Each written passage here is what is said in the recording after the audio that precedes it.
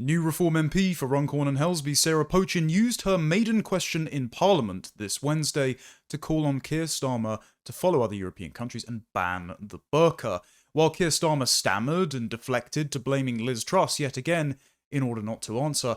I would wager that most of the country and even her own party are behind her, but it turns out that Reform's chairman Zia Youssef doesn't support the burqa ban.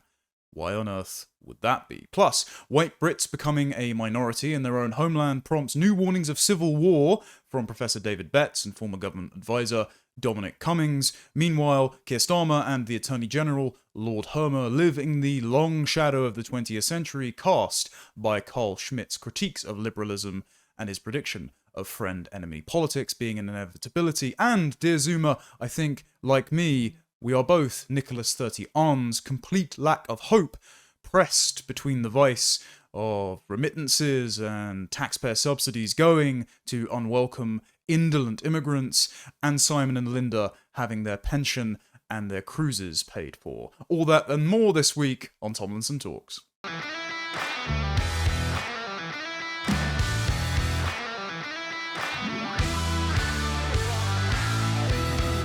New Reform MP for Runcorn and Helsby, Sarah Pochin, who won by a 6-vote margin in a by-election after former Labour MP Mike Amesbury decided to have a bit of a dust-up on camera with one of his constituents. By the by, he's actually serving no prison time. He had a suspended sentence. Meanwhile, Lucy Connolly is rotting in jail for 31 months for a deleted tweet. Anyway, Sarah Pochin, when she was announced as a candidate, got a lot of criticism from Reform's core supporters, me included, because even though her social media history had been scrubbed, people found posts on Facebook and Twitter where she, in her capacity as the former mayor of Runcorn, had chaired refugee welcome events and spoke at a pride event replete with family-friendly drag queens. Not exactly the socially conservative, immigration skeptic ethos of the insurgent populist party that's representing the left-behind white working-class British public. However, this meant that Sarah had a lot to prove, and I think she is aware of this because she used her maiden question in Parliament this Wednesday at Prime Minister's Questions to ask Keir Starmer to ban the burqa. A surprise, to be sure, but a welcome one. So I'm going to play the clip and Keir Starmer's response, because after this happened, Reform themselves seem to have come out and distanced themselves from their own MP, espousing a policy that I think is very popular with the British public. Sarah Pochin. Yeah. Given the Prime Minister's desire to strengthen strategic alignment with our European neighbours, will he, in the interests of public safety, follow the lead of France, Denmark, Belgium and others and ban the burqa? Yeah. Prime Minister.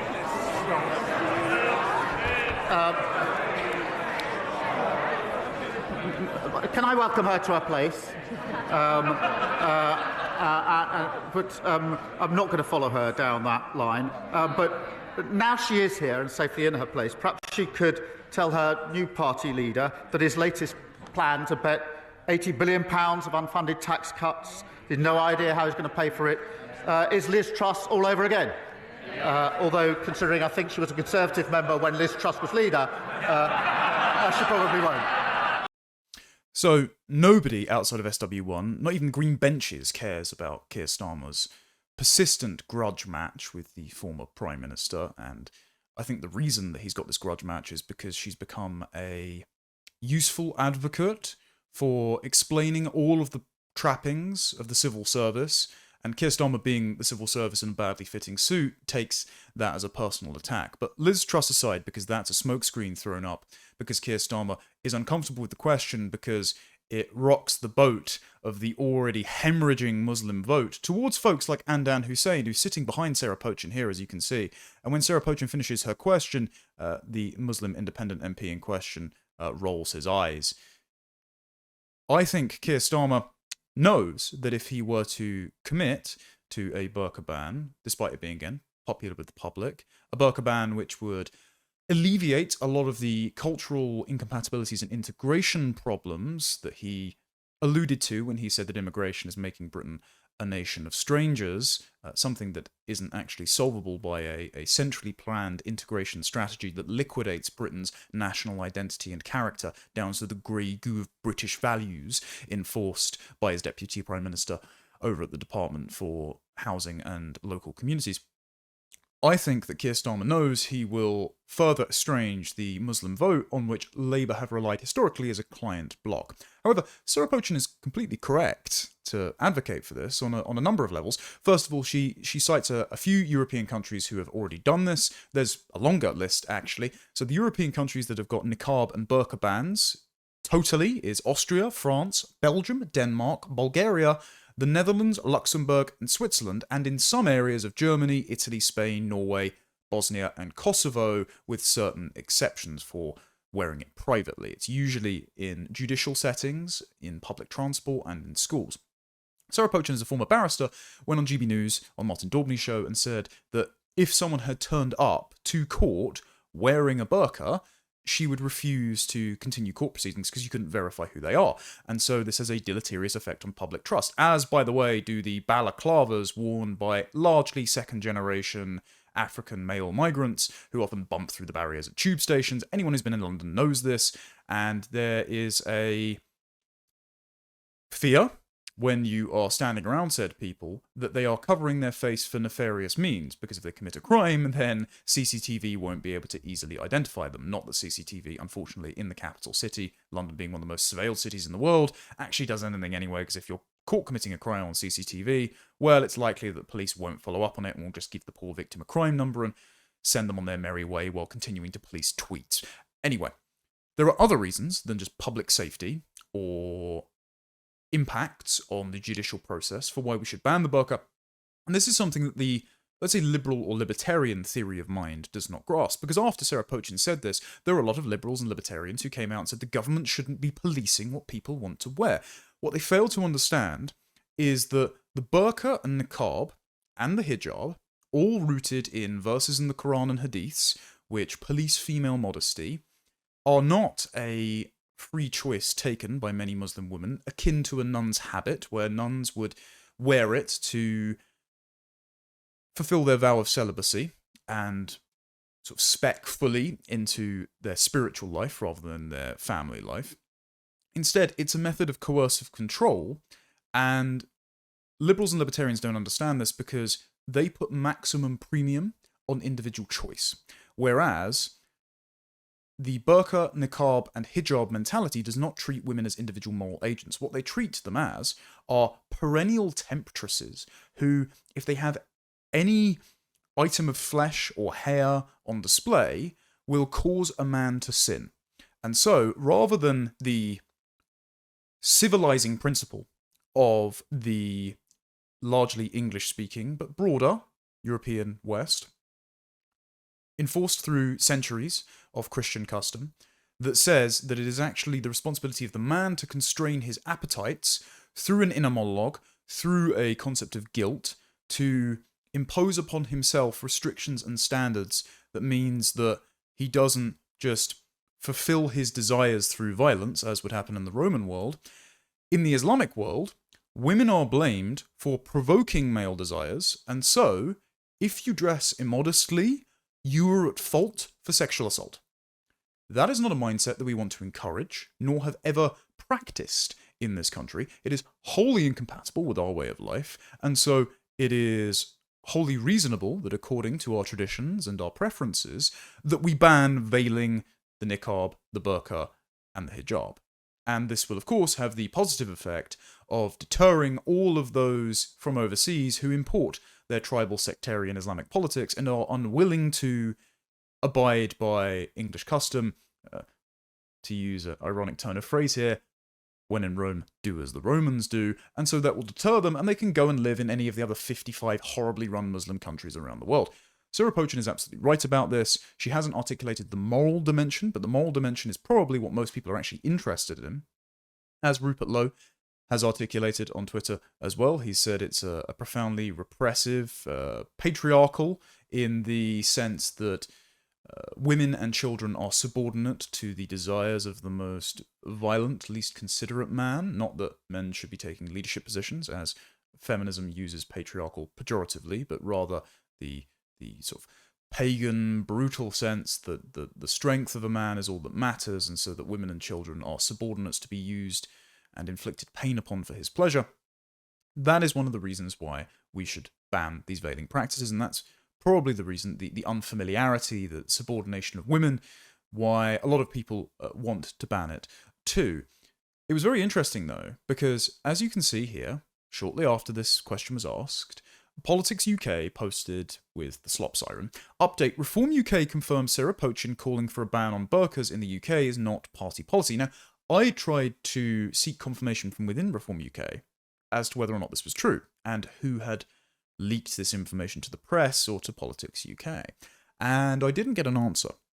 And I assume it's because there was an internal dispute being had, because all of the MPs, including Lee Anderson, who had tweeted it out, seemed to support Sarah Pochin and seemed to have known what was happening ahead of time. Richard Tice teased it on Twitter. And so it seems that this came from Zia Youssef, the party chairman, the Muslim party chairman. And this was provoked by Katie Hopkins this morning. So Katie Hopkins wrote on Twitter, Dear Zia Youssef, Mohammed, which is his name, a Reform Party UK spokesperson says a burqa ban is not party policy. This you at work again, Mo. What next? Sarah Pochin threatened you in the office, need to report her to the police, as happened to Rupert Lowe. Burqa ban must be party policy. Zia Youssef quote retweeted this and responded, Nothing to do with me, had no idea about the question, nor that it wasn't policy. Busy with other stuff. I do think it's dumb for a party to ask the PM if they would do something the party itself wouldn't do. Now, this here, I do think it's dumb, insinuates that Sarah Pochin's question was a total waste of time, was itself dumb, and that she clearly lacks political nous. Lacks the kind of masterful political instinct that Zia Youssef himself has by, calling the police on your best MP and throwing him out of the party for hurty words, and now an investigation that he's been totally vindicated and cleared for. And he says, to ask the PM if they would do something the party itself wouldn't do. Now, I pointed out that it was a strategic mistake for Zia Youssef to do this, and it wasn't done for a few reasons. First of all, it further splits the Labour base because they're trying to appease the Muslim sectarian vote by hosting iftars in Parliament, adopting an Islamophobia definition that criminalises all conversations about the grooming gangs. And so it pins Keir Starmer to the wall, especially because his unwillingness to answer the question, his evasiveness, shows that he is a man that lacks character. And especially if you are positioning yourself as the alternative to an invertebrate uniparty establishment, as Nigel Farage is trying to do, that is a great political manoeuvre by Sarah Pochin. So she played that very well.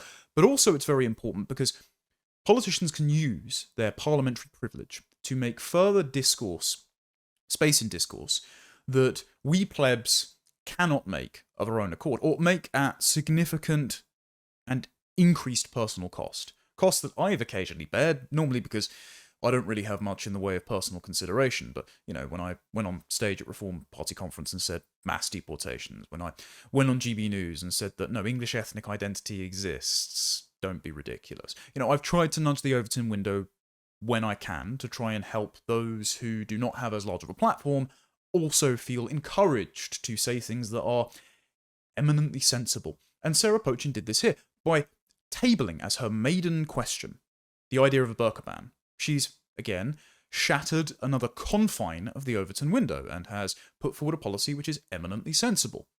And also, it has opened up the conversation to that moral dimension, not just one of public safety and public trust, but, as I put here, Sarah used her maiden question to make salient the imported practice of covering a woman head to toe based on the Islamic belief that bare skin acts as a cruel temptation for men to sin, and that women bring acts of sexual violence upon themselves by dressing immodestly.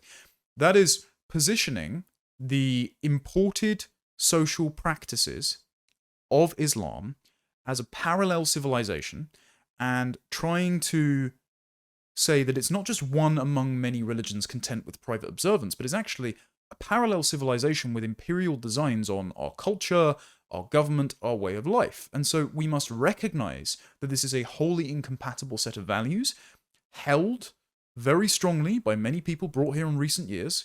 And so we should adjust our laws to reflect that reality. And so Sarah raised a perfectly valid question. That's why Katie Hopkins very kindly responded. Great observation, clearly stated. So I have to ask the question, why is Zia Youssef opposed to this?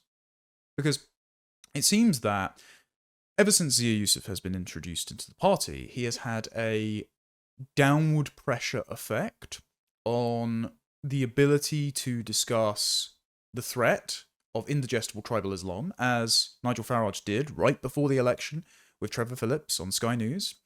There has been, as I've heard, from within the party, pressure by not just Yusuf, but other figures to stop talking about immigration, because bad polling showed them that it was a vote loser, whereas better polling, the type that they did during Brexit, that showed that it was the number one issue for Leave voters, have showed them that actually immigration restriction is a vote-winning issue across the country. We saw this from Adam Wren's polling that found that 99% of Reform UK supporters, registered voters and members want mass deportations of every single legal immigrant in the country, which is why Nigel Farage, a week out from the local elections, came out and gave the press conference saying he's going to do a minister for deportations, conduct mass deportations, and is going to leave every single legal treaty that stops them from doing that.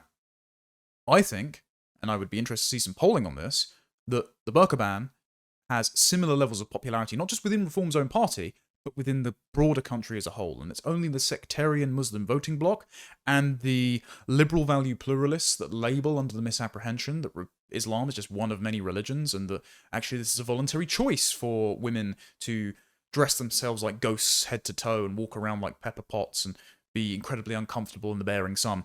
I think only those people are going to support the burqa remaining in place, whereas the majority of the country see this as a imported, undesirable foreign practice that doesn't gel with the British mindset and how we treat our women and children, and say, yeah, we should ban it, we should utterly reject it. I think it was Switzerland that they had lots of referendums, and the governing class wanted to be value pluralist and didn't want to enforce a burqa ban, but they put it to a vote, and overwhelmingly the public voted to ban the burqa. And I think the same thing would happen here. So one must question if it is an electoral boon to the party, if it is the moral right thing to do, if other European countries who are supposedly more progressive than us have already done it, and if one's own MP just said it in Parliament, demarking themselves away from the uniparty that called it disgraceful and disgusting, refused to answer the question. Why is Zia Yusuf refusing to back his own MP? Why is he calling her dumb? Why is Zia Yusuf the common denominator in the spat with Rupert Lowe, the party's temporary retreat from immigration, the insistence that they can't politically alienate Muslim voters, as Nigel Farage said on Winston Marshall's show, and now he's insulting Sarah? I think there needs to be a very sober conversation about whether or not Zia Yusuf is an albatross around Reform's electoral neck. And I would wager that there are going to be a few people looking at Reform as a viable alternative to the Uniparty who are thinking the same thing right about now. Now, linked to our previous story, you might have seen this piece of research out in the Telegraph this week from Matt Goodwin, the former University of Kent politics professor who is now a spokesperson for Reform UK. And it's reporting that white British people will be a minority within 40 years. So he looks at immigration, birth and death rate trends up towards the end of the 21st century, so by 2100, and it predicts that white British people will be a minority. They'll decline from their current position of the population as of the 2021 census, which is already out of date, but it's the best we have. So they'll decline from their current position from being 73% of the population to 57% of the population by 2050, and slipping into a minority of 34% by 2063. The original prediction, I think it was in 2013, was that white Britons will be a minority by 2066. Very symbolic, of course, because the Norman conquests happened in 1066, and between 1066 and 1945, we have had less migration than between 1997 and now. So, in almost 1,000 years, there was next to no migration, compared to since Tony Blair came in and decided to rub the right's nose in diversity and render its arguments out of date, and David Cameron, Michael Gove, and Rishi Sunak and Boris Johnson decided to continue the mass open borders experiment, the unwanted levels of demographic churn and cultural change inflicted upon a recalcitrant country by Tony Blair, inflicted upon a population that had voted against mass migration in every single election referendum since 1974. They decided to continue that experiment, and now we're dealing with the inevitable consequences, which shows that white Britons will become a minority in their own homeland by at least 2063. possibly earlier if trends continue to worsen. Matt's work projects a big rise in the population, in the proportion of the UK population comprising foreign-born and second-generation immigrants from below 20% at the moment, I think it's 16%, to 33.5% within the next 25 years. I think it was Philip Pilkington and Paul Morland who predicted by 2083 Britain will be majority first-generation immigrant. I am going through all of this as a preamble because David Betz, the professor at King's College London, and former government advisor, Dominic Cummings, have said that immigration, the subsequent multicultural management strategy, what Eric Kaufman calls unilateral multiculturalism, telling every single culture and population except the host majority population who have to pay for the privilege of battery farming foreign nationals at their expense, telling every single imported population they can have their culture, that they're actually encouraged to set up ethno-cultural silos apart from and even hostile to the host population, but if the host population complain that they're racist, these conditions are building a febrile bonfire that, if ignited by the spark of something similar to the Southport massacre and subsequent protests last summer, could build into a blazing inferno of civil war. And this is not hyperbolic. There seems to be something in the air at the moment where lots of people are recognizing the same problem, and lots of people are speaking to the podcast circuit and alternative media because they've said, we've been warning the government about this for a while, and they have this sort of intractable thought blockage, this belief in the magic soil of value pluralist liberalism that by cultural osmosis, British values will seep into the skin of literally anyone who passes through the passport gates of Heathrow and Gatwick or rocks up at Dover Beach in a dinghy and transmute them into a productive and peaceful British citizen that will unleash their latent egalitarian nature. And so they just won't listen to the warnings that indigestible tribal diasporas could be ignited and clash violently with weapons in the streets with the host majority who do not want this to happen and keep telling their politicians they don't want this to happen and are ignored at every single stage. So the rest of Matt Goodwin's research is as follows. By 2100, 6 in 10 people in the UK will have either not been born in the UK or will have at least one immigrant parent. The Muslim population, which currently stands at 7%, is estimated to increase to more than 1 in 10 people, so that's 11.2%, in the UK within the next 25 years and account for more than 1 in 5, so that's less than 1 in 5, but up to 1 in 5, 19.2% of all people in the UK by the end of the century. Reminder, it only took 17% of the population to be Muslim in Lebanon to turn the country from peaceful and Christian into a caliphate basically overnight. And bear in mind, that's 17% of the population being Muslim, but let's say only a third of that are fighting-age Muslim males. So, and what's particularly important in Britain is that due to a demographic breakdown that a few data analysts did for me, we know that the average age of Pakistani and Bangladeshi males in this country is half that of White Britain. So White Britain's the average age is about 44. The average age of Pakistanis and Bangladeshis is between 22 and 24. So that means the fighting age reserve force for ethno-cultural violence is much younger and more plentiful and more ideologically virulent among imported Muslim ethnic enclaves than it is among the dispersed white British, especially because their faith provides them a powerful motivating factor to form armed clans and militias. We saw that last summer with the armed Muslim mobs in Birmingham and Middlesbrough during the Southport protests, and we see this reflected in the polling where only 1 in 4 British Muslims believe that Hamas committed atrocities on October the 7th, and these virulent beliefs in blasphemy laws, 52% think that drawings of their prophet Muhammad should be illegal, about a third want Sharia law in this country. These beliefs in Islamist doctrine are mainly concentrated among second generation, so British-born, university-educated Muslim men aged 18 to 30. And given that Muhammad is the #1 baby name in England, this demographic will only continue to grow, as you can see from Matt's research. So Matt writes that foreign-born and Muslim populations were estimated to have higher fertility rates. So while Britain's UK-born fertility rate doesn't separate by ethnicity because it's very difficult to do because data collection in this country sucks, but while the UK's born fertility rate was 1.39, it's 1.97 for foreign-born people. For Muslims, it's 2.35, and for non-Muslims, it's 1.54. Research forecasts that white British share of the population will decline from 73% to 44% by 2075 and 33.7% by 2100.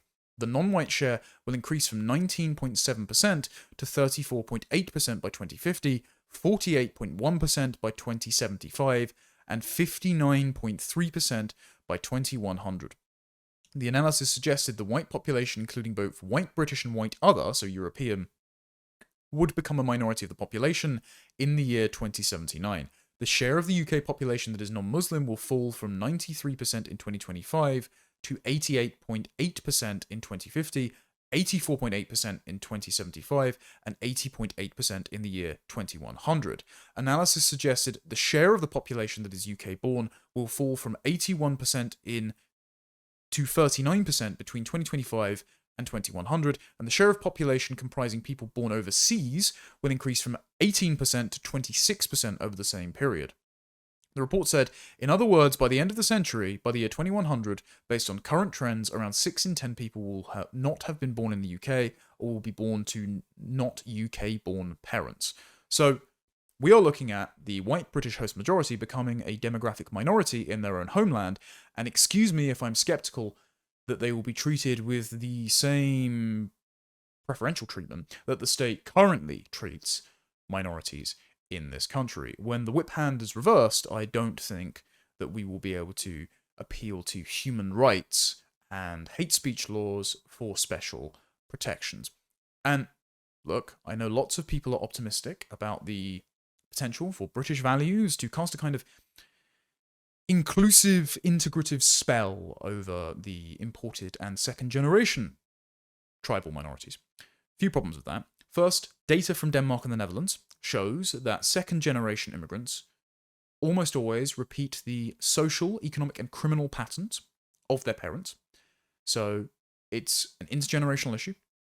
And secondly, therefore, unfortunately, like it or not, ethnic and demographic change is a reliable proxy for cultural change. It is not just a matter of once-in-a-generation education programs and economic opportunities. It would need to be a matter of importing people, if we are going to at all, from very culturally proximate countries, or a very select few people that have had a hard break from their unwanted birth culture. So someone like Ayaan Hirsi Ali, for example. But the fact that we can name Ayaan Hirsi Ali means that one among millions of Somalians might be suitable to live as one's kinsman in Britain, one's countryman, but all the rest of the people in Mogadishu are not fit for instant importation into Manchester. It's not desired by the host majority, and it will only cause ethno-cultural conflict. And this is what David Betz is warning about in his follow-up article to his original article in Military Strategy magazine about civil war coming to the West. There are some really alarming quotes in here, and it's worth going through, because David Betz and Dominic Cummings' latest post on Substack act as a really great twin, because Dominic Cummings explains why the inner apparatchiks of government are so clod-eared to David Betz' credible warnings about civil war, and why he has, in desperation, turned to the alternative media sphere like Louise Perry's podcast, like the New Culture Forum, an upcoming event at Unheard, to make his voice heard. So he says, in the first essay, Betz explained the reasons that this situation has arisen, a combination of culturally fractured societies, economic stagnation, elite overreach, and a collapse of public confidence in the ability of normal politics to solve problems.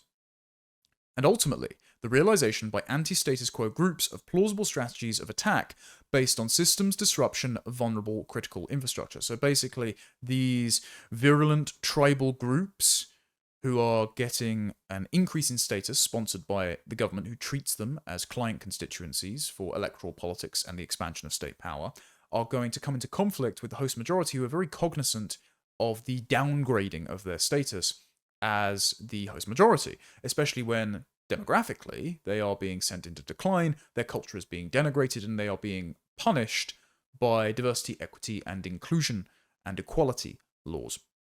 And so, this will lead to factions of vigilante groups attacking critical infrastructure. He mentions in here, for example, the Heathrow fire, where one of the transformers caught light and shut down the airport for a day. That's still being investigated. People don't know what the actual cause of that was. You know, it's been alleged that it was a Russian interference hack, as was the Marks and Spencer's computer system going down recently. But that could well be cover for vigilante action. The sort of vigilante action we saw, for example, with the Blade Runners defacing and taking down Euler's cameras in London, which I, of course, could not endorse, but given Sadiq Khan's unpopularity and his punitive sun worship tax on London tradesmen, I'm not shocked that it's happened. But if that is the trend, then any of these virulent ethno-cultural groups, either the upset host majority or, more likely, the armed tribal minorities, could do the same thing and cut off supply chains, electricity, food, water, to densely built up urban areas where this demographic and cultural situation is most febrile because they're the most diverse, and it's the place where the host majority are already minorities. You know, Birmingham, Leicester, Leeds, Manchester, London, where only up to about a third of the population is white British. So David Betz in this article predicts there is an 18.5% chance that civil war occurs in Britain and or France in the next 5 years. And then he gives it an 87 to 95% chance that it happens in one of 15 likely countries. So that's very daunting, especially if you are currently living in a city in Britain and France. I would say it is not alarmist to make plans and an exit strategy, and have your family around. He says, as for casualties, if we take Britain as an example, with a population of 70 million, and assume levels of violence as bad as the worst year of the Northern Ireland conflict, 1971, with 500 deaths in a population of 1.5 million, then 23,300 killed per year would be expected. If we take the Bosnian War of the 1990s or the more recent Syrian War as indicators, we might hazard a guess that between 1 and 4% of the pre-war population will be killed, with many times more that amount displaced. This brings me to the matter of to whom this article is addressed, and this is particularly interesting. The first intended audience is statesmen, a constituency which I hope will get the message that the danger is clear and present, to use jargon. The second is a general public, so that's me and you. This is intended to be shared on shows like this, to whom I wish to say, no, you are not taking crazy pills. The feeling you have had that something like this is going seriously wrong is right. So this is not alarmist to say that civil war is a possibility bearing on likelihood. I really try not to create clickbait content on this channel. I really try not to be alarmist if I can manage it. I am very disturbed by this, because David Betz is a credible academic who delivers things in a very sober and somber way. He is not a sensationalist. This article is not sensationalist. But to give it a 18% chance that some sort of civil strife kicks off in the next 5 years, to say that our political elite are aware of this, and instead are trying to glue the lid shut on the sputtering demographic and cultural pot, to ensure that the downgrading of the white British host majority continues apace, and they dedicate state resources with the RICU unit in the Home Office, for example, to gaslighting them out of believing that there is something wrong with immigration, multiculturalism, and the post-Blair settlement in their country. That they continue to rub their nose in diversity while telling them they can't complain or defend themselves when their own daughters are attacked at a pop concert in Manchester Arena. This is really dangerous.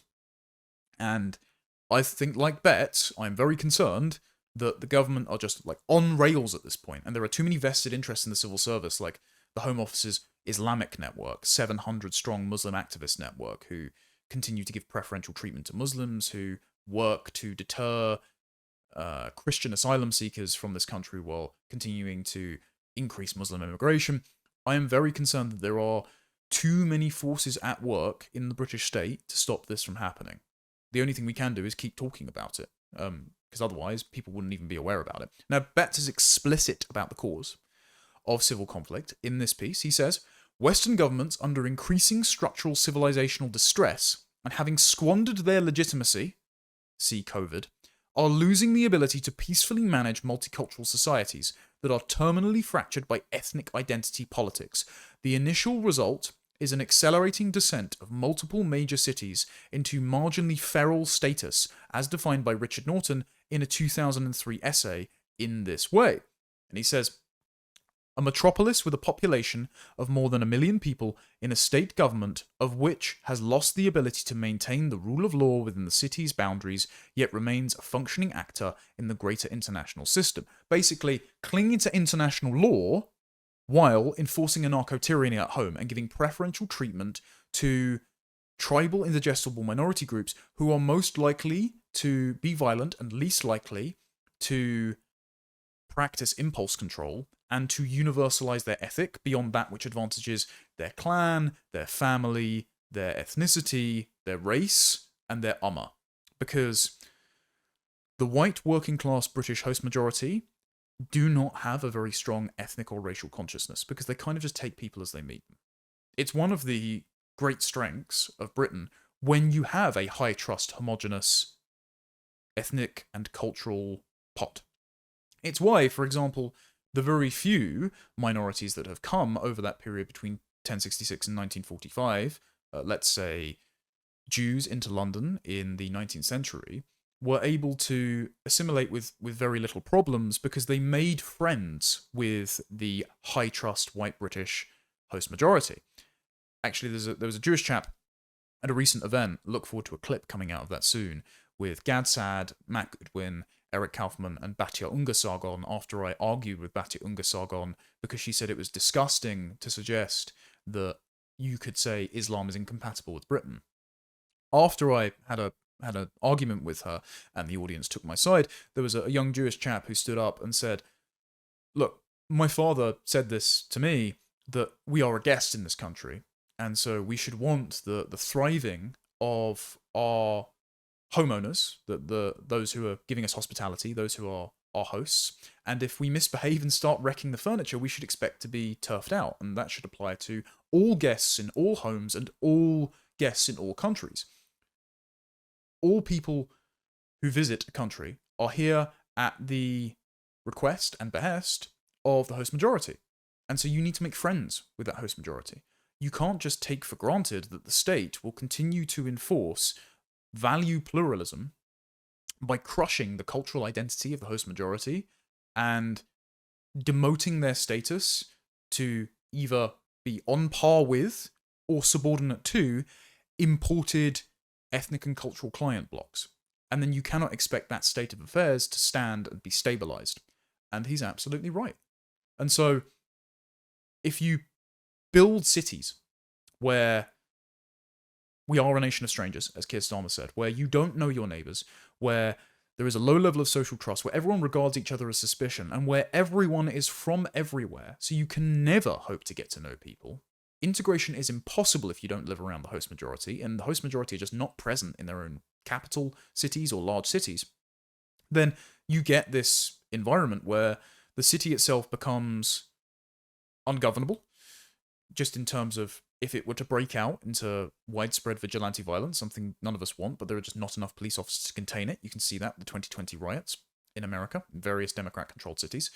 But also, if that violence does break out, then how do you get resources into the city? The city itself can't produce its own food. It's reliant on power generated away from the city because often power plants are placed outside of cities and they run the power in via the national grid to avoid a potential meltdown or disaster at the power plant from claiming lots of lives. So if the power is sabotaged, if the supply chains are sabotaged, if the city becomes ungovernable, as Leicester was in 2022 when Indians and Pakistanis rioted over a cricket match and the white British host majority didn't want to be involved, then the cities themselves become like no man's land in the Batman comics. They become Arkham City. They become these ungovernable dystopic hellscapes, and it's all the government's fault. And Betz writes, the concept, as further explored by Norton and others, is understood to encompass a range of contingencies of increasing ferality, usually explained with a simple green, non-feral, amber, marginally or partially feral, or red, actively or incipiently feral typology. In 2003, the exemplary feral city, according to Norton, was Mogadishu, Somalia. it is worth bearing in mind that last year, in the first, I think it was quarter of last year, we imported more Somalians on family reunification visas than we did chemists, biologists, and engineers from all countries combined. We will end up recreating the violent tribal conditions of the third world by importing the peoples of the third world, especially encouraging that they recreate those conditions by creating ethno-cultural silos, and especially if they are encouraged to have their prejudices against their host population nurtured by not needing to form healthy relationships with them to be the recipients of charity, by the state just taking money and giving it to them in the form of social housing and benefit subsidies. Remember, 72% of Somalians in this country are in social housing. Why am I paying to house Somalians in my country, which provide me with no benefit? Absolutely no clue. But also, if they're told to nurture these post-imperial, historical, racial, and religious grievances by a government that enables, through its law, and encourages, through its hiring practices, this kind of tribal ethnic clannishness among imported minorities, while clamping down on any collective identity, be it national or cultural, for the host majority. So that they're actively recreating the conditions of Mogadishu at the height of its civil conflict in Britain, and then, rather than averting course and changing tact, they're just telling the white British host majority, well, when the inevitable happens, don't look back in anger. As of 2024, Betz writes, a list of global cities exhibiting some or all of the characteristics of amber and red ferality, such as high levels of political corruption, negotiated areas of police control, if not outright no-go zones, decaying industries, crumbling infrastructure, unsustainable debt, two-tier policing, and the burgeoning of private security, would include many in the West. He has just described London. Really worrying. The direction of the situation, moreover, is greater ferality, and he's done a map here of the French elections to show the sort of white spots where the ethnic enclaves are built up. And they say, simply put, the major cities are radically more diverse and have a growing mutually hostile political relationship with the country in which they're embedded, London being the best example.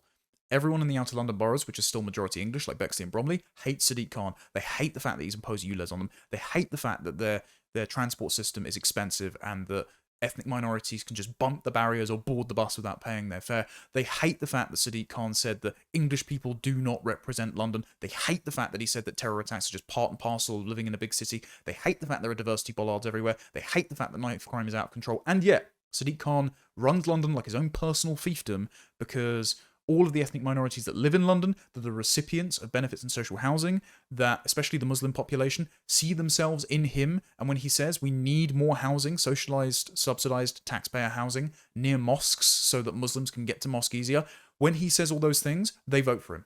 So it's almost impossible to remove him. So ethnic sectarianism is happening at the level of government, supported by tribal imported ethnic minorities, and the government, who sit in Westminster, who ostensibly represent the people that live outside of those cities, and so should be speaking to the concerns of 9 in 10 constituencies in this country who want immigration lowered, even when they underestimate levels of immigration by a factor of 10, they are doing nothing to stop this.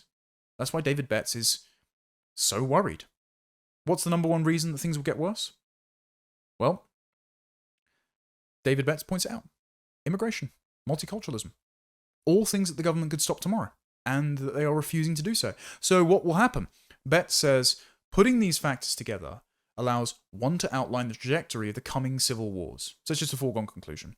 First, the major cities become ungovernable, i.e. feral, exhausting the ability of the police, even with military assistance, to maintain civil order, while the broader perception of systemic political legitimacy plummets beyond recovery.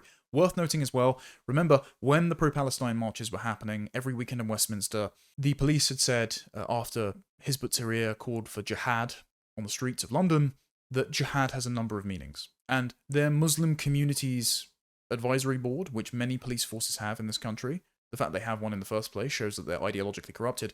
But a chap on it was called Mohammed Kosbar, and he had to be fired because he had praised Hamas's martyrs and the masters of resistance. Basically a statement of intent to repeat October 7th here, and our security agencies are so infested by Muslim ideologues they will probably stand by and let it happen. Really, really worrying. Betz continues, the economy is crippled by metastasizing into communal violence and consequent internal displacement. Second, these feral cities come to be seen by many of the indigenes of the titular nationality, so the host majority, now living outside them as effectively having been lost to foreign occupation. They then directly attack the exposed city support systems with a view to causing their collapse through systemic failure. So he's worried about basically white vigilante groups trying to accelerate the collapse of cities. But then, of course, the demographic and cultural groups won't be confined to the cities if they lose power, lose food, lose water. So they'll spew out from the cities into the suburbs, and so you'll have them going house to house, as happened on October 7th, where they were knocking on doors and setting light to safe rooms. It's really worrying. He's got a map of the UK here, basically saying this is a representation of the UK's infrastructure. This is a lot of the places where it's centralised. This is where people could attack it, shore up its defences quick. He says that civil war is looming in the West is a logical conclusion of standard, well-understood precepts of social science. The likely fracture of multicultural societies along the lines of along the lines of identity, but ethnic identity, is an obvious hypothesis. The configuration of demographic geography and the factional polarization that is its political consequence is a measurable fact. The precariousness of contemporary urbanality is a thing which geographers have worried over for at least half a century. In short, the situation which I have described above is unpleasant, but it is not controversial as far as our grasp of current reality and theoretical understanding of how societies functioned is concerned. Again, people like my friend and former colleague at Lotus Eaters, Carl Benjamin, have questioned why Betz has been writing about this and speaking about it to the alternative media circuit. Well, Dominic Cummings provides some insight here because the politicians aren't listening. They know all this. They've been briefed on it time and time again in cabinet and Cobra meetings.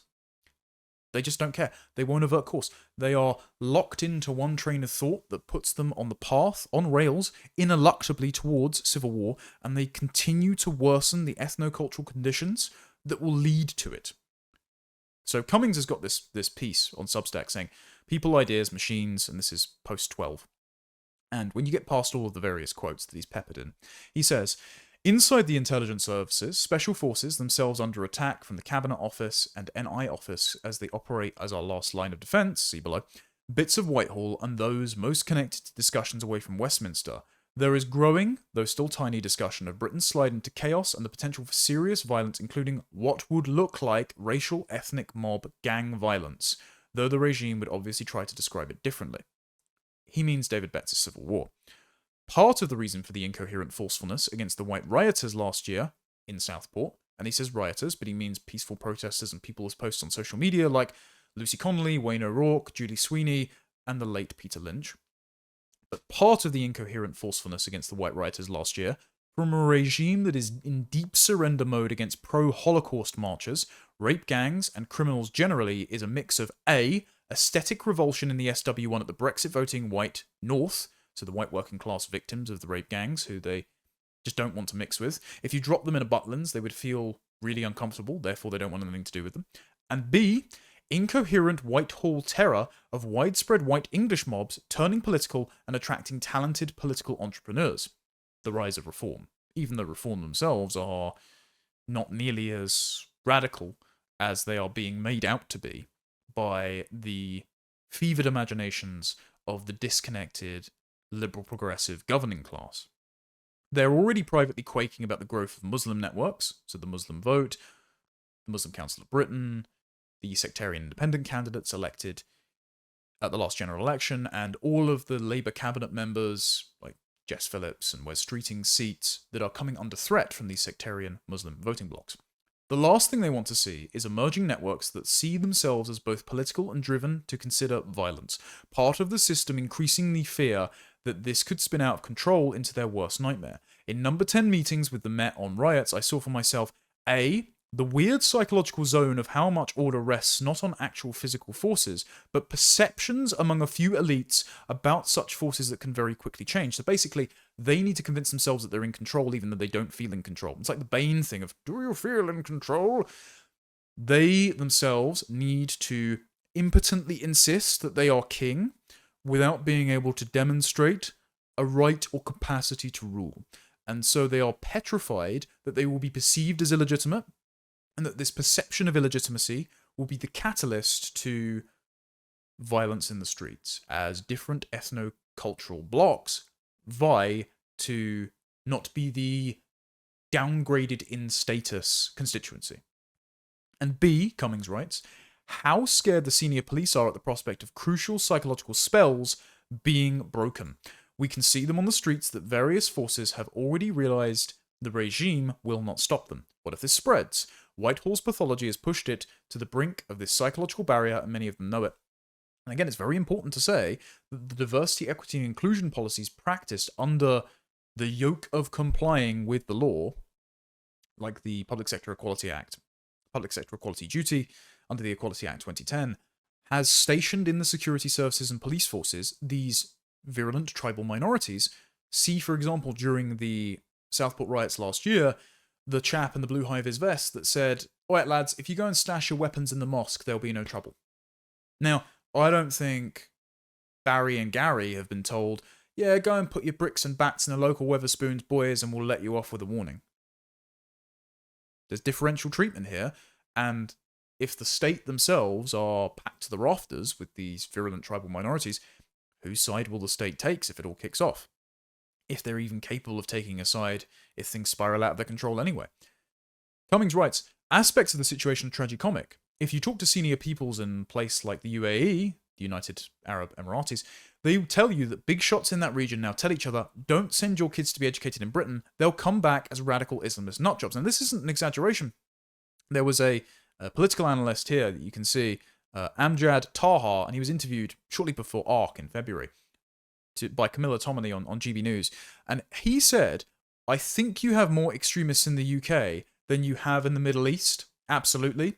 The things Islamists say in various mosques we have seen online, the terminology they use and statements they would make would not be allowed in Afghanistan. The Muslim Brotherhood, Islamists, the main ones who are ruling and controlling various press when it comes to the Muslim society, they control the whole narrative, and the Islamists use freedom of speech in a manner where they will be anti-Semitic in the name of freedom of speech. And I would say, obviously, anti-British, because there is a statement of intent by the pro-Palestinian mobs when they say intifada from the river to the sea, when they declare a war on the West more collectively, that not only is Britain responsible for establishing the state of Israel by handing over the British mandate to Palestine over to the Israeli government in 1948, but also that they are decadent, they are immodest in their dress, that they are Christians, and they are not members of the Ummah, so they deserve the same treatment as the Jews do, according to the Hadiths on Judgment Day. So, even if one is not Jewish, like I'm not, you recognize that this virulent Islamic mob has the same intentions towards you as a white Christian Englishman as they do towards their neighbors in the state of Israel. So, look, back to Cummings' piece. He says, our regime has spent 30 years, A, destroying border control and sane immigration, including the Home Office's jihad against the highest skilled, whom they truly loathe discussing and try to repel with stupid fees. Again, see the Home Office Islamic Network, and the Boris wave, which I don't think that Cummings himself can exculpate all responsibility for retroactively, but there you go. And B, actively prioritizing people from the most barbaric places on earth, hence immigration from the tribal areas most responsible for the grooming and rape gangs keeps rising. That's Mirpur in Pakistan, where Tahir Ali, the Labour MP, wants to build an airport for more direct flights. I ratioed him with, unless it receives more deportation flights than departure flights, we're not interested, thank you very much. And C, Cummings writes, funding the spread of those barbaric ideas and defending the organisations spreading them with human rights laws designed to stop the return of totalitarianism in Europe. See the United Nations and the UN Refugee Agency sponsoring Hamas. In parallel, they've started propaganda operations with the old media to spread the meme that our real danger is the far right. Code for white people. Again, he has sat in government meetings. He knows this is the case. The far right is a phantom spectre, an ideological imposition on the parochial concerns of the white British host majority about being downgraded in their own country and the subsequent treatment that they will face by imported tribal, ethnic and religious minorities should they suddenly have more than just de facto power, but be the ruling power in the country. As Tories and Labour have continued their deranged trajectory, they have provoked exactly the reactions they most feared, including the spreading meme that our regime itself has become the enemy and the growing politicisation of white English nationalism. These deep state discussions about the growing prospect of violence, like the focus group discussions about civil war, so David Betz has been having these conversations, he just hasn't been listened to, have seeped through to a few MPs or hacks. And the evolution of the Cabinet Office in recent years has excluded ministers, SPADs, and PM from almost any visibility inside the National Security Secretariat of the CO. So this is due to Tony Blair putting the civil service on rails with the Constitutional Reform and Governance Act of 2010 and saying that any interference in the Cabinet Office or the civil service is breaking the civil service code. So ministers are basically glorified rubber stampers for whatever the civil service writes, and the civil service appoint themselves. So the civil service are actually running the country, and they're running it really, really badly. So what you need to do is repeal all that legislation so that the government of the day can avert course and prevent this awful state of affairs. So Cummings writes, "This has acquired more power from the rest of the security intelligence system and runs a failing empire within a failing empire.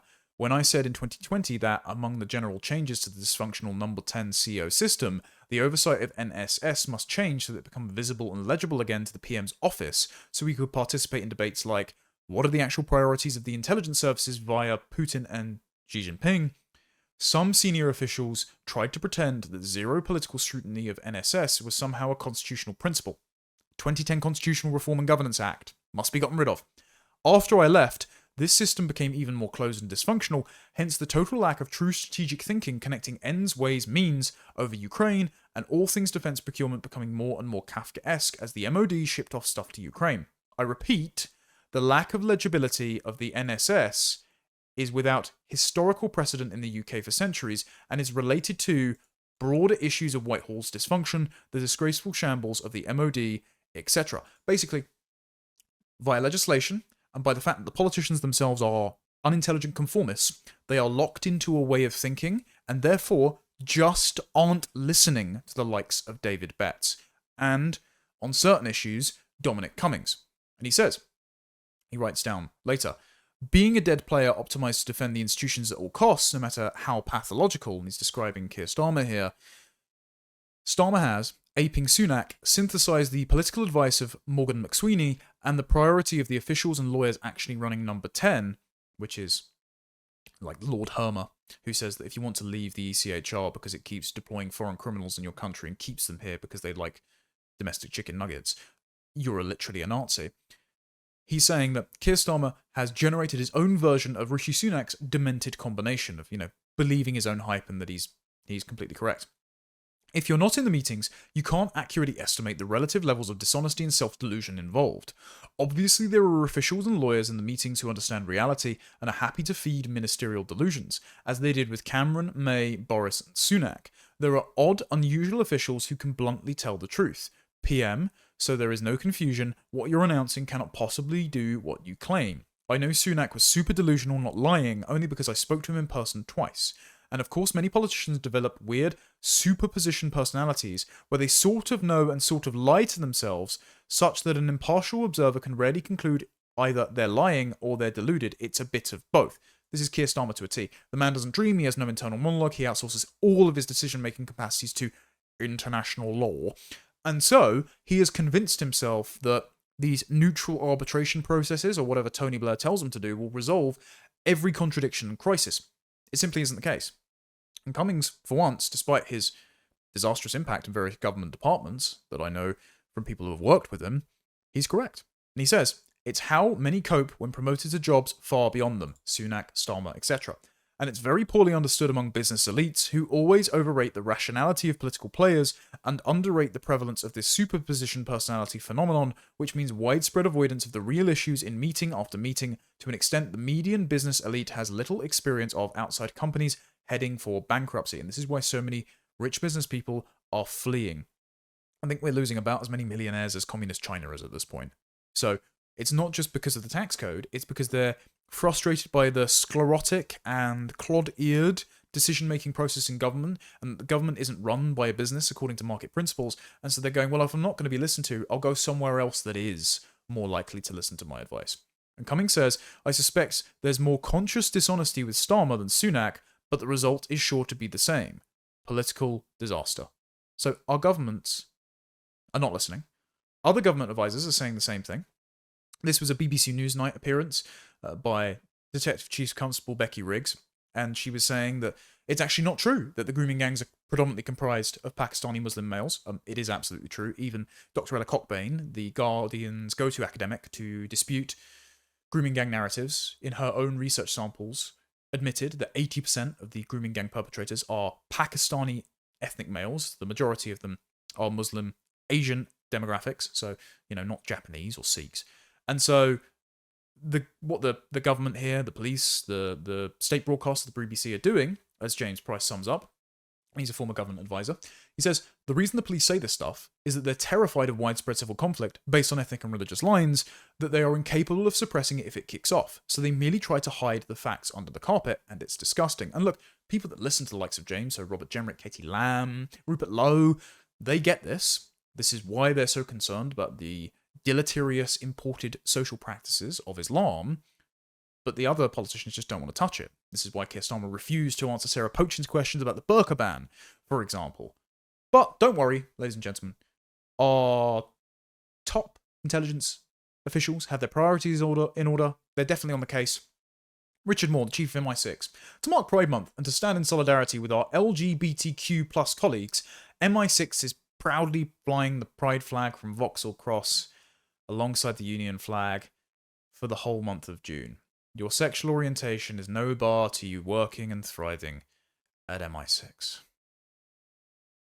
Britain is seriously cooked. It's not good. And so the only thing we can do is keep raising the salience of the issue until sufficient courageous politicians take notice and act. But we really are running out of time for that. Speaking of demented politicians, let's discuss how the Labour Party are living in the long shadow of Carl Schmitt, and, despite citing him, have no idea what he actually wrote. I'm referring, of course, to the Attorney General, Lord Hermer, the highest lawyer in the land, who has taken some unprecedented political interventions into cases recently. So, Laurie Wastel of the Free Speech Union has done some investigative work, and you should follow his work on Twitter and over at the FSU, and found that Lord Hermer and his office personally signed off on the persecution of Lucy Connolly. They had the opportunity to pass it up, but no. Instead, he declined to review the unduly lenient sentences given to rapists and a paedophile. But in his constitutional role as the government's chief lawyer, he approved the persecution of Lucy Connolly. However, 3 other criminals all received softer sentences than Connolly. And Lord Hermer himself had encouraged Keir Starmer to break out the racial and religiously aggravated public order offence charges to increase the sentences for those who posted online or went to peaceful protests after the Southport massacre. So Lord Hermer himself politicised the punishments of anyone involved in outrage after Axel Rudakabana murdered 3 girls and stabbed 10 others at a dance class in Southport. However, he didn't think that the sentences of the following criminals needed to be reviewed. So this includes Ben Churcher from Wiltshire, given 28 months in prison for raping a woman in her home. The decision was made not to review the case of Jamie Daniels from Droitwich, who was spared jail after pleading guilty to attempt to incite a 13-year-old girl to engage in sexual activity. He was given 21 months in prison, suspended for 2 years in April. So received no prison time and also got less prison time than Lucy Connolly did for a deleted tweet. On another occasion, he opted not to review the sentence of Far Mohammed. Wonder why. From Essex. Ah yes, from Essex. Who sent money to his nephew in Syria, knowing it was being used to fund terror activity. Now, it's interesting because Lord Hermer has throughout his career defended terrorists, including ISIS bride Shamama Begum, the mother of one of the Jihadi 4, the British ISIS converts. He's defended plenty of other terrorists as well. He's defended Mark Duggan, the thug, whose shooting was the catalyst to the 2011 London riots. Defended all sorts of odious characters. And then he personally brought charges over Twitter against Tommy Robinson for a civil offence in an unprecedented intervention. And it's curious that he did that because he has a long-standing connection to our old friends at Hope Not Hate via the Searchlight magazine. Now, the Searchlight magazine was the precursor to Hope Not Hate. It describes itself as anti-fascist, but given they employ Matthew Collins, a former Nazi, now a member of the British Communist Party, who at 2013 at a Hope Not Hate event stood behind a giant pre-printed Soviet emblem and said, "Comrades, Hope Not Hate, you are our Red Army." Well, if any other institution had employed a Nazi, Hope Not Hate would call them a Nazi organisation. So by that standard, Hope Not Hate are demented open borders communists. So it's fair to characterise them as such. Our Attorney General, Lord Hermer, 3 years after being called to the bar in 1996, was recommended to join Searchlight Magazine's management committee. The man who put his name forward was Jerry Gable, someone who should be familiar to everyone who's been looking into the background of Hope Not Hate, who is Searchlight's long-serving editor, who once stood for election for the Communist Party, and in 1980 produced research for BBC Panorama documentary that falsely alleged 2 Conservative Party members were themselves Nazis, and the BBC lost a libel trial and had to pay damages for it. Later, minutes from meetings show that Lord Hermer missed a meeting in June 1999, so he was meant to attend, and attended one in November of 1999, alongside Nick Lowles, the CEO of Hope Not Hate, who was then co-editor of Searchlight Magazine, and who mysteriously has not been prosecuted for inciting violence after spreading a known hoax that, one, there were acid attacks against Muslim women in Middlesbrough, which then Cleveland police had to come out and correct, because it was cited by members of the Muslim militias who said we are British Pakistanis and that our Muslim sisters are getting acid attacked, which is why they turned out on the streets armed with weapons.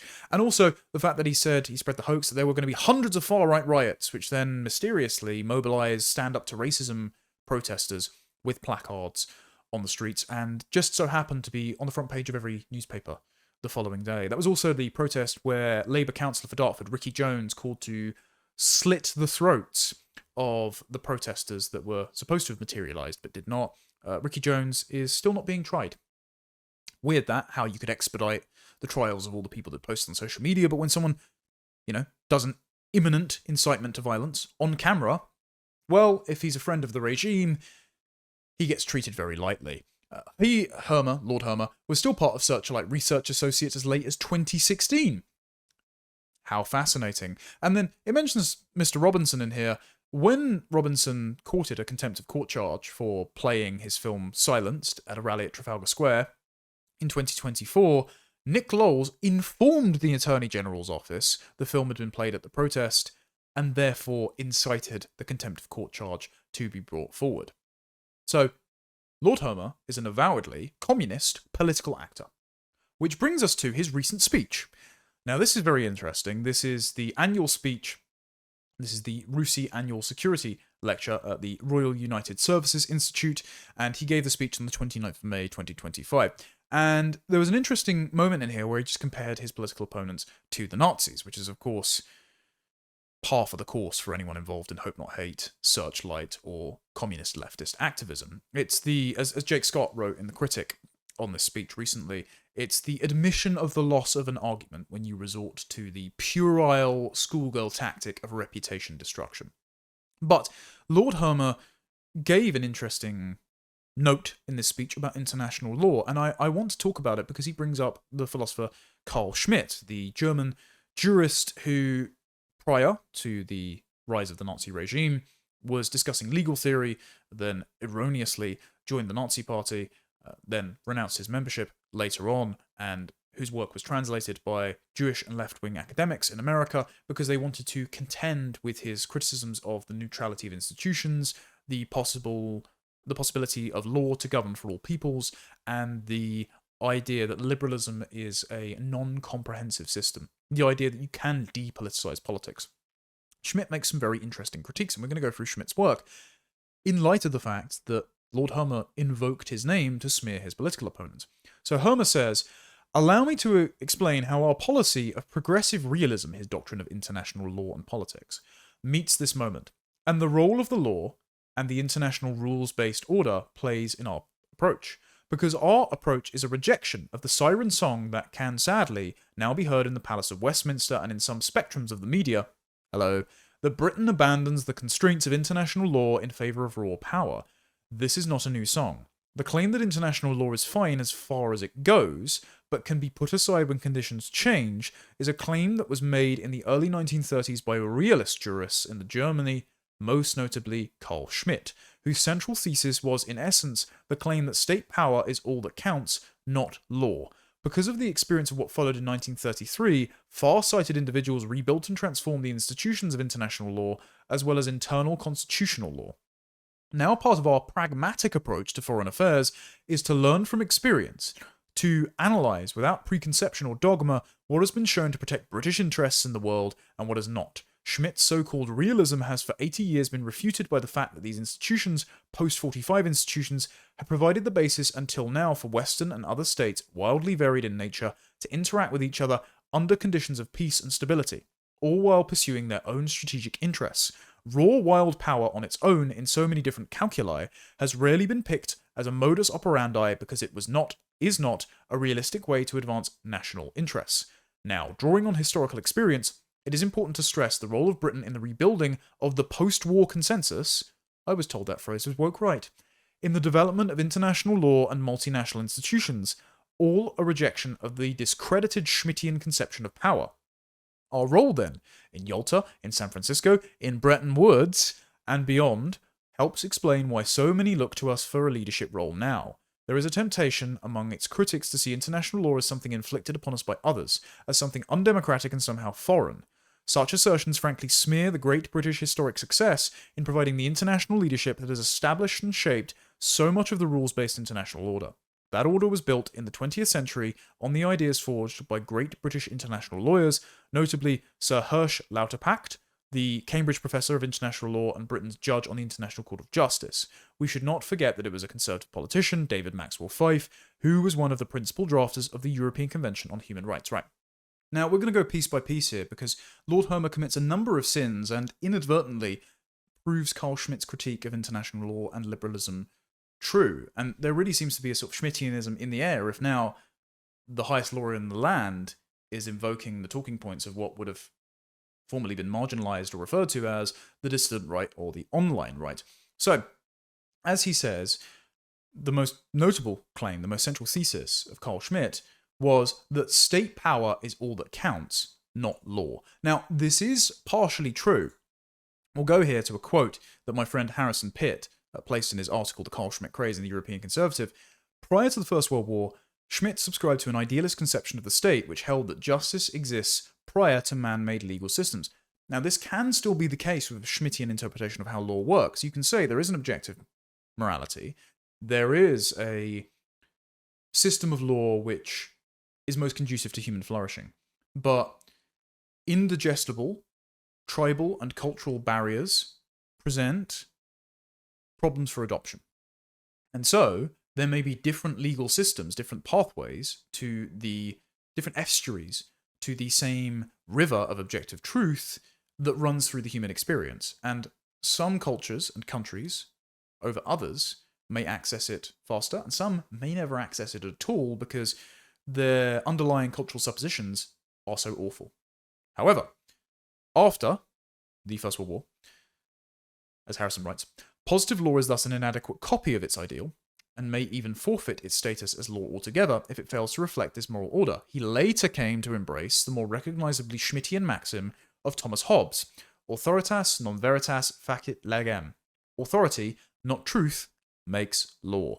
And so, like it or not, what undergirds law may be more or less morally true for one law or another, but in the final analysis, it's the authority which makes and enforces the law which determines whether or not the law is binding, whether or not it is successful, whether or not it is legitimate.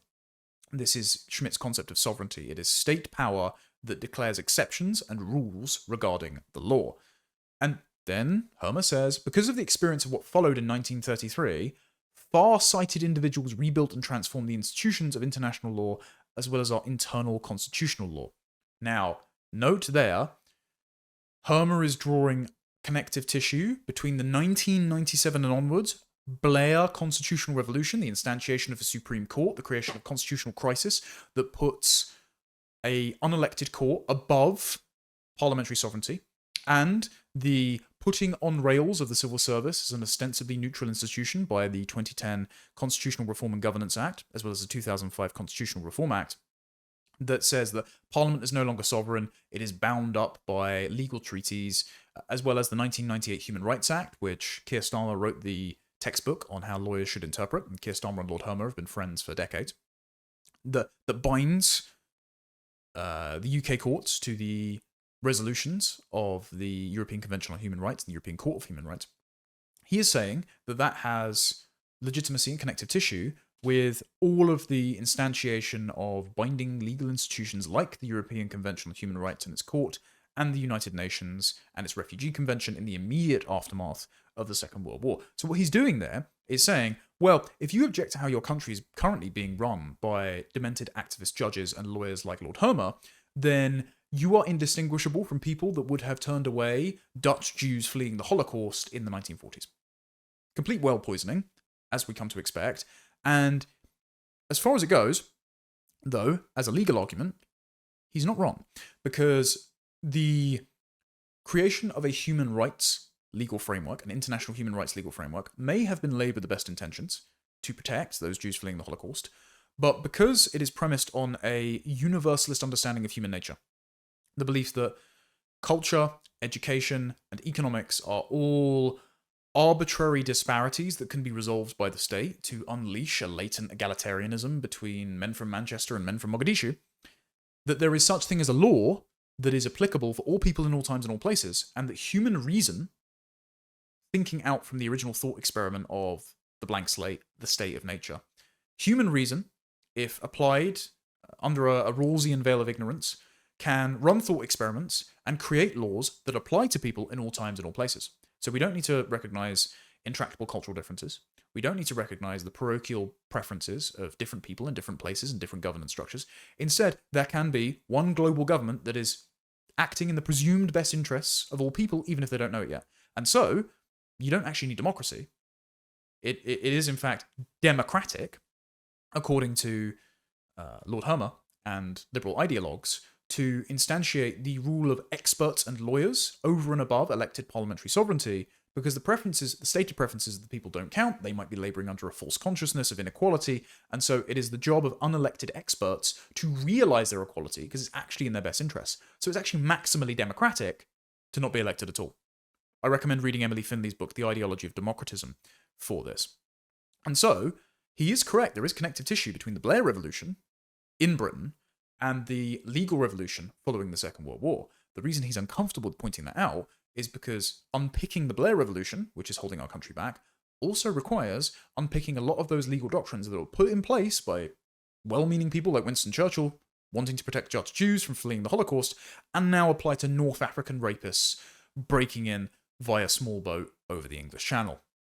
And also, when he mentions, the irony of him mentioning Yalta and Bretton Woods here, by the way, Bretton Woods are representative of John Maynard Keynes, Keynesian economist, whose economic theory, being currently practiced by Rachel Reeves over at the Treasury, is indebting us to the tune of billions and is going to cause a sovereign debt crisis, and has ruined the economies of pretty much everyone under the global American empire, who are never going to be able to pay back its own debt. So, and has made it an intractable political problem that politicians feel they can't actually deal with the unstable nature of the economy, or else they're going to lose votes. I mean, see the big beautiful budget that currently Elon Musk is speaking out against in the name of fiscal responsibility over in the US. But he also mentions Yalta, and the Yalta conference and the Tehran conference as well shows the Soviet influence on the post-war settlement, where Churchill was basically squeezed out by Roosevelt, who himself admired fascists and had his State Department packed to the rafters with communists and was going a bit doolally himself, and Stalin, who wanted to carve up Europe between the Soviet bloc and the American sphere of influence, and also, in the post-war settlement, the undue influence of the Soviet Union over the UN's Universal Declaration on Human Rights, where they augmented the right to free speech to mean a right to expression up until the point where the state deems that it's a threat to national security, because they said, well, we need provisions so that the state can crack down on Nazi elements. And, of course, if, like Lord Hermer and Searchlight, and Hope Not Hate, you mischaracterize your opposition as a Nazi for objecting to unvetted, unfettered mass migration, then that allows you to crack down on any of your political opposition with the pretexts of anti-Nazi action. So Lord Hermer is basically admitting that he's in favour of the Soviet meddling in the post-war legal settlement, and he wants this to stay in place because he can attack his political enemies as Nazis and devotees of the evil Carl Schmitt, even though Carl Schmitt made some very good critiques.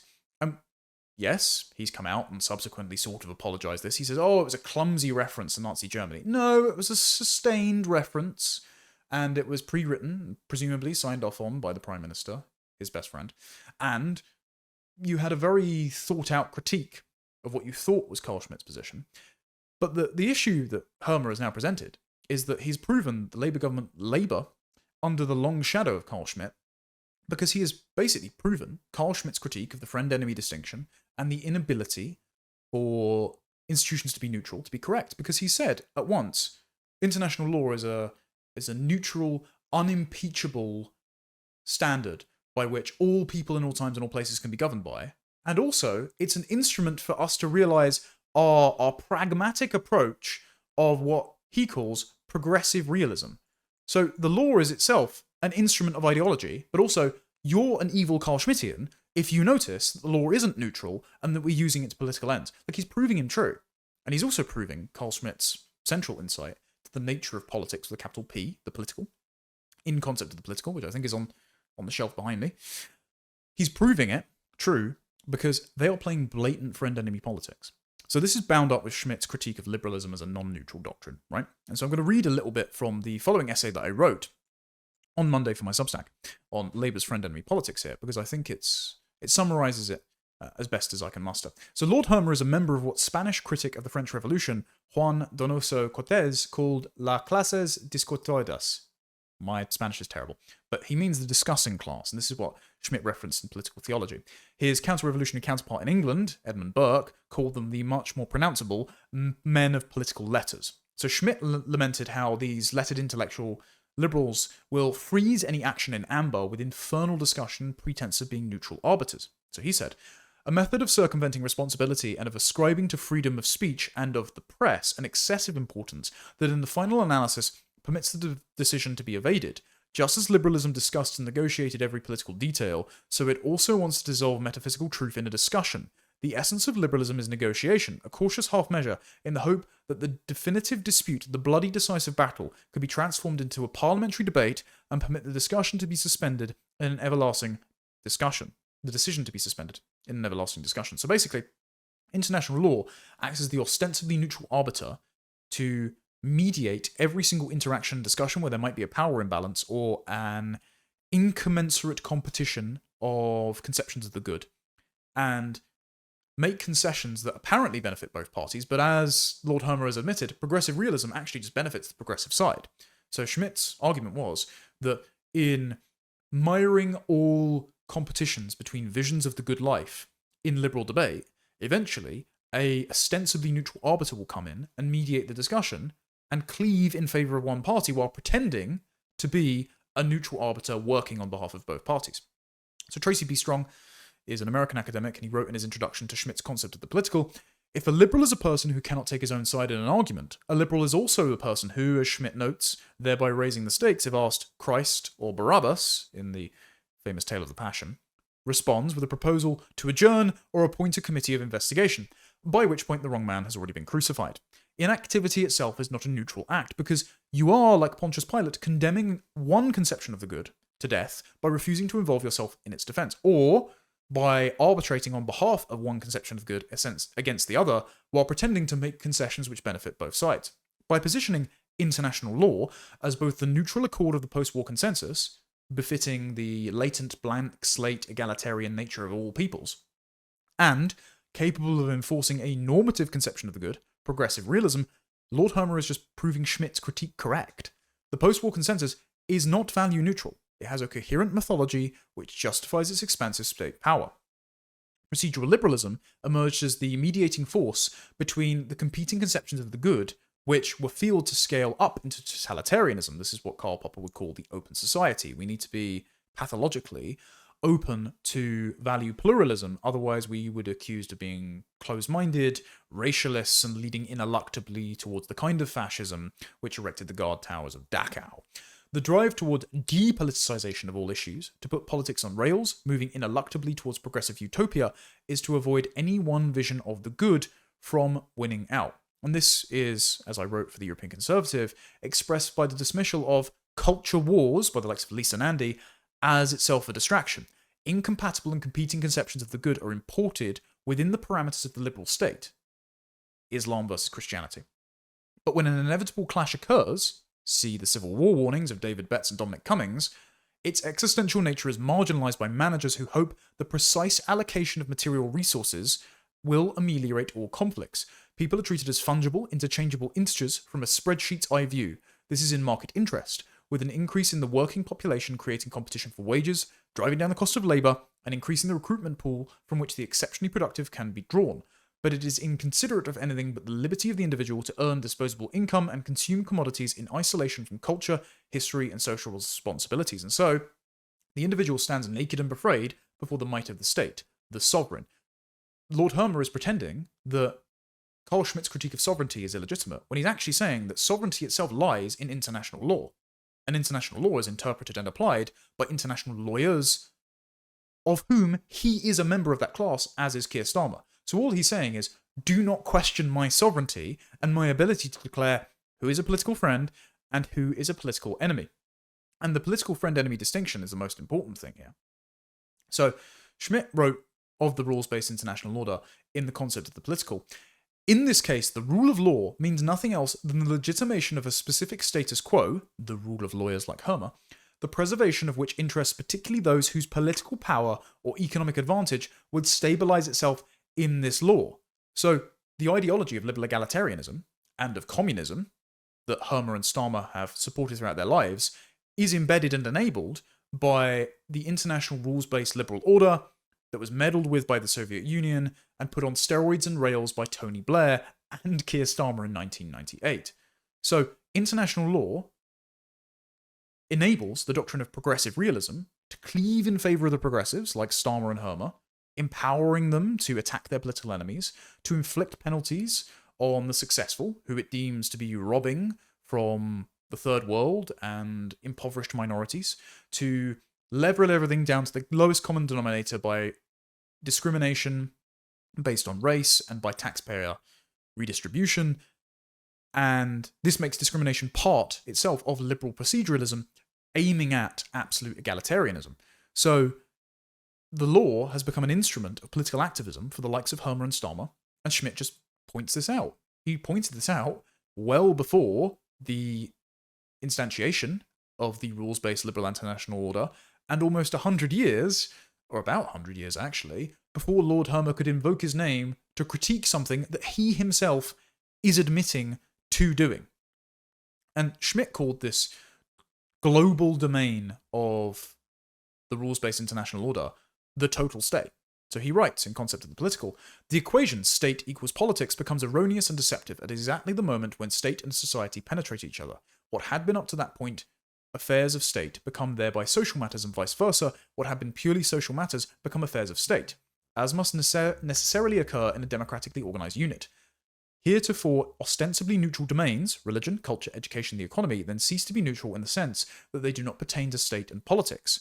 As a polemical concept against such neutralizations and depoliticizations, the removal of the friend-enemy distinction, of important domains appears the total state, which potentially embraces every domain. So the inability to distinguish what is neutral and depoliticized allows the state to take everything into consideration, to depoliticize it by decreeing the state's conception of the good to be the one true binding one. For international law to be the only legitimate law, and therefore international lawyers to be the only legitimate sovereigns. Schmitt writes, the political entity presupposes the real existence of an enemy, and therefore coexistence with another political entity. As long as a state exists, there will always thus be in the world more than just one state. A world state which embraces the entire globe and all of humanity cannot exist. The political world is a pluriverse, not a universe. In this sense, every theory of state is pluralistic, even though in a different way from the domestic theory of pluralism discussed in section 4 of his book. The political entity cannot by its very nature be universal in the sense of embracing all of humanity in the entire world, so the blank slate is impossible. If the different states, religions, classes, and other human groupings on Earth should be so unified that a conflict among them is impossible and even inconceivable, and if civil war should be forever foreclosed in a realm which embraces the globe, then the distinction of friend and enemy would also cease.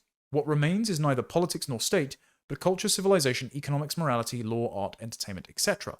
If and when this condition will appear, I do not know.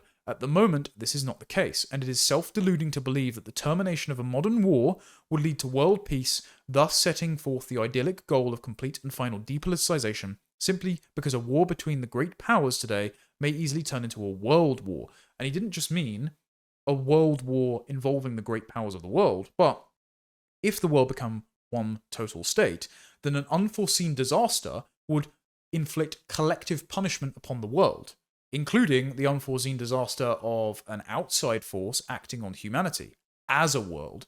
And he didn't just mean like an alien invasion in the likes of Watchmen, but he was talking in biblical terms. So a sort of a rapture, sort of demonic force that would inflict disaster upon the human population as a whole. And you can either read that as metaphor or read it literally.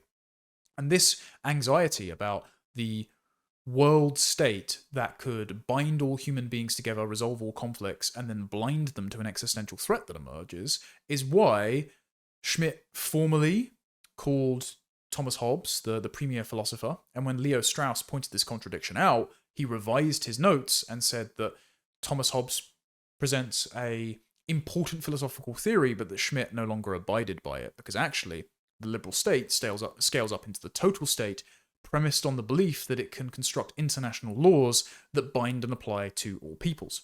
Schmitt writes, "For many people, the ideal of a global organization means nothing else than the utopian idea of total depoliticization, to render all contradictions and competitions between visions of the good that are incommensurate, matters of discussion, matters of arbitration by liberal international lawyers, and matters of creating a homogenizing world government which will then be blind to existential threats."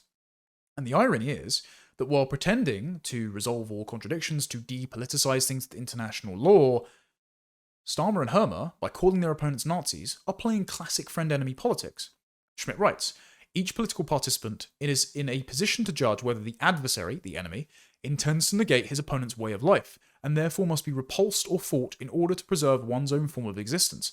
The friend, enemy, and combat concepts receive their real meaning precisely because they refer to the real possibility of physical killing. War follows from enmity. War is the existential negation of the enemy. It is the most extreme consequence of enmity. It does not have to be common, normal, something ideal or desirable, but it must nevertheless remain a real possibility for as long as the concept of the enemy remains valid. Liberalism, in one of its typical dilemmas of intellect and economics, has attempted to transform the enemy from the viewpoint of economics into a competitor, and from the intellectual point into a debating adversary. And from the legal standpoint, just one lawyer among many in the courtroom, dueling over the interpretation of the same set of laws. If you step beyond the boundaries of law, however, the reaction by Lord Hermer and Keir Starmer reveals you to be their incommensurate enemy.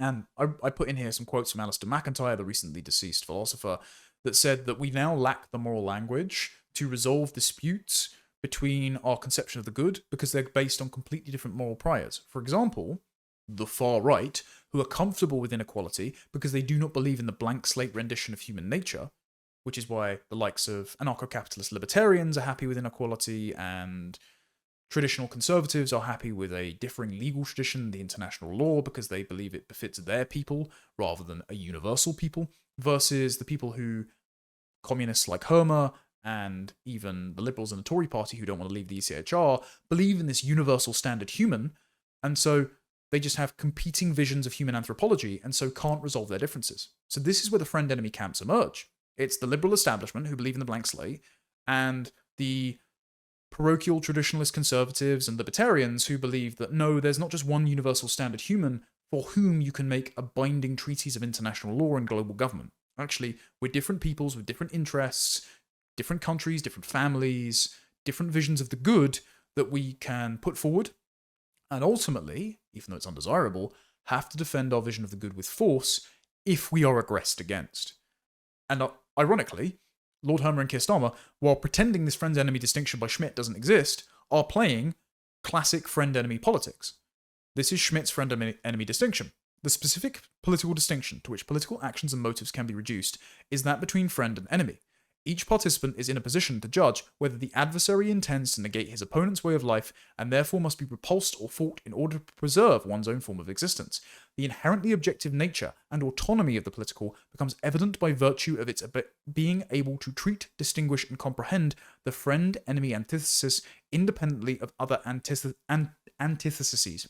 This is exactly the existential political distinction that Labour, Lord Hermer, Keir Starmer make when comparing their opponents to the Nazis.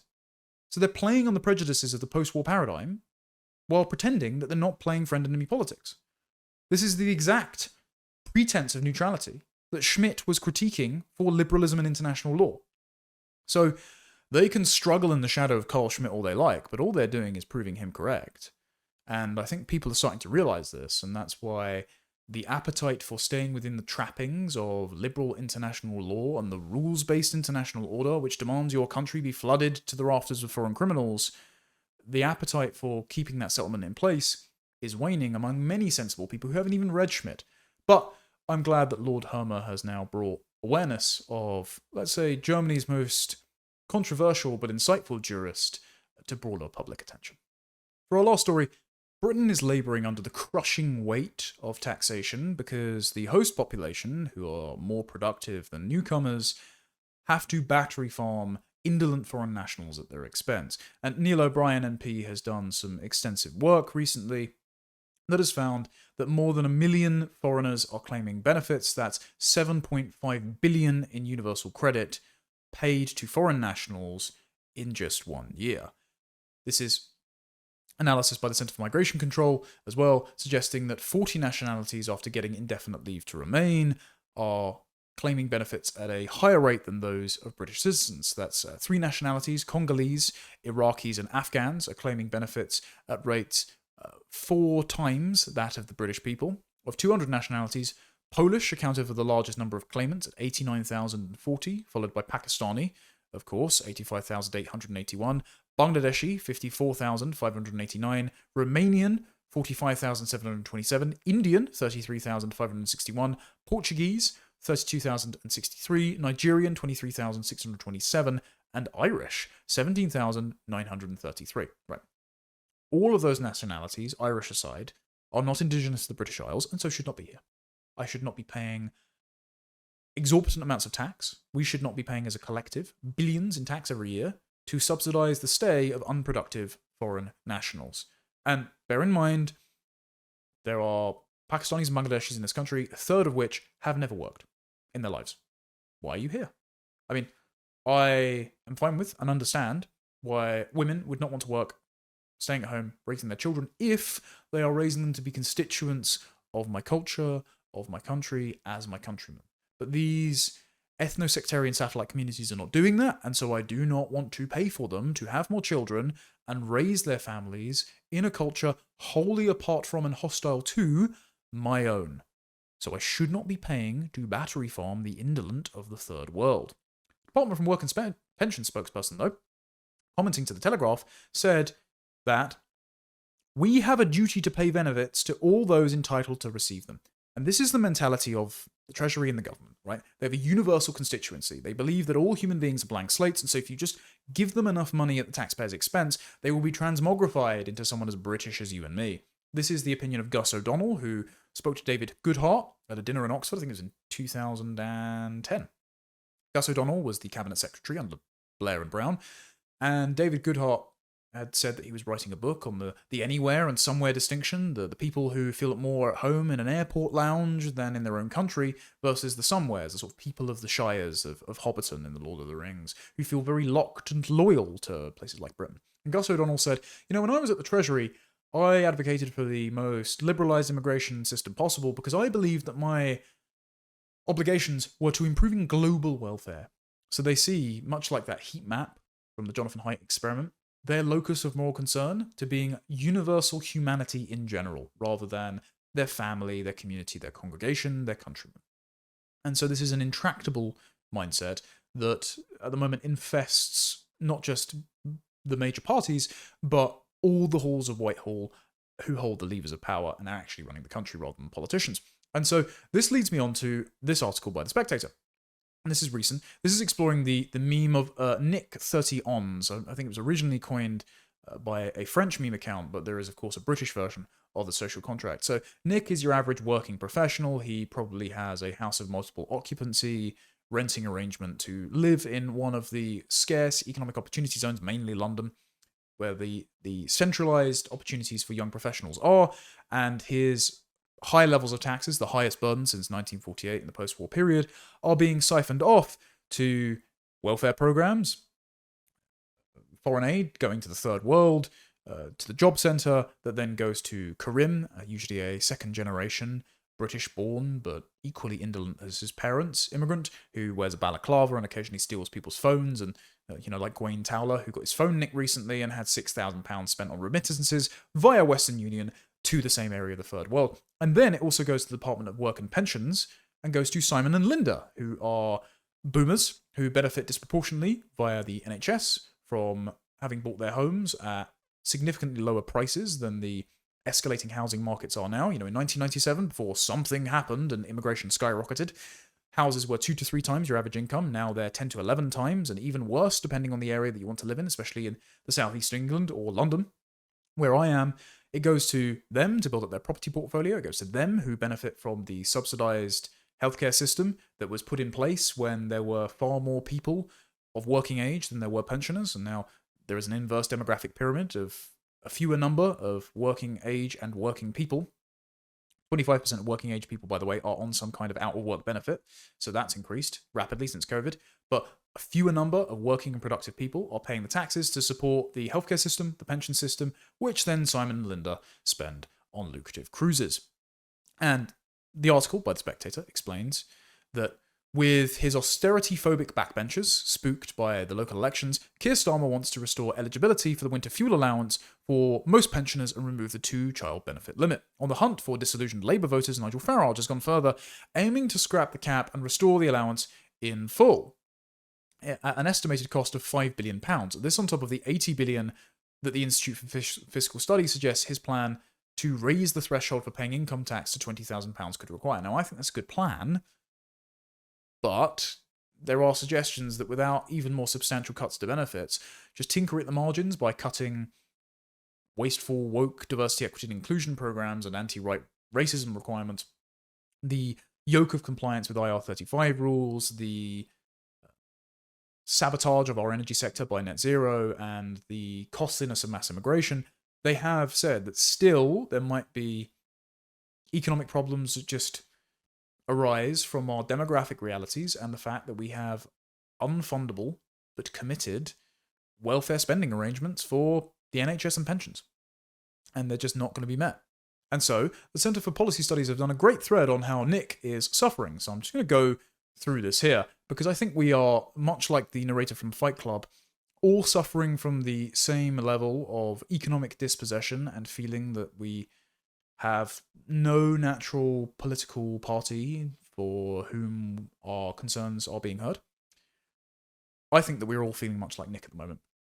We are Nick's complete lack of hope and his crippling sense of despair. So, CPS says, Nick's trapped in a cruel paradox. He pays over half his take-home pay to live in a cramped house of multiple occupancy, more than most mortgage payments, but banks won't lend to him because he usually can't meet the cost of the deposit, even though he could actually pay for the monthly mortgage. Post-2008 rules mean to prevent crashes now prevent home buying. So the government engineered the crash by reckless spending and, in America, anti-racist loan guarantees. So they were giving out loans to people that can never pay them back because of disparities along racial lines in home ownership. And now your average working professional who abides by the law and pays his taxes is punished by being a permanent rent serf. His landlord bought with credit that Nick can never access. On top of this, Nick faces impossible competition for housing. England built 908,000 new homes in 4 years to March 2024. Most of them are really ugly, by the way. They're usually sort of like Dino Barrett new build boxes that are unfit for human habitation, usually with astroturf grass, and much smaller bedrooms than were built in 1930s build. And this is a large part due to the 1947 Countryside and Planning Act as well, which makes it all but impossible for anyone except the government building social housing to build anything. Net migration created demand for 925,000 homes over the same period. Nick didn't vote for this policy, but he pays the price in soaring rents and house prices. Nick pays into a welfare system designed for a different era. In 1972, each pensioner was supported by 4.5 workers. By 2022, it was 3.3 workers per pensioner. By 2072, just 1.9 workers will support each pensioner. Nick will be carrying twice the load that his parents did. And this is why the party's code as either providing benefits to immigrants or providing benefits to pensioners. This is why the Conservative Party at the last election, one, they called the election early because they calculated that 0.5% of their voter base would have died off if they waited for another 6 months. Not joking, by the way. But also, they insisted on national service, on quadruple locking the pensions, on funding the NHS more, because they knew that it was only old boomers that had vested interests in the welfare state who would vote for them. Whereas Labour doubled down on identity grievance politics on behalf of imported tribalistic minorities who they could basically pay to be a permanent client group once they were given indefinite leave to remain, or because if you're from a Commonwealth country like Nigeria, India, or Pakistan, thanks to the 1948 Nationality Act, you can vote in our elections anyway. That's an insane proposition that needs to be repealed instantly. Public spending on over 65 will rise from around 10.1% of GDP today to 21.3% by 2072. So it doubles. It's already unsustainable, and it's going to double. That's a $285 billion annual increase in today's money. Next generation will fund the most expensive elderly care system in history for people richer than them. And that's obviously reliant on the idea that inflation isn't going to rampantly increase through government mismanagement of the economy between now and then. Nick probably went to university and got saddled with £45,600 worth of debt, plus that if he did a master's. 20% of graduates would have been better off never even going, thanks to Tony Blair. He was promised success and delivered even more financial burden, and just 27% of students repay their loan in full. And of course, when he was there as well, he would have had to live in terrible accommodation or pay for exorbitantly expensive new accommodation, because most of the new accommodation is filled by rich international students, often the sons and daughters of members of the Chinese Communist Party, who for some reason we're training in expertise of Western education, despite them being our enemies, who pay a lot more in fees, and so the universities and the student accommodation suppliers get hooked on the drug of foreign money, and so price domestic students out of the market.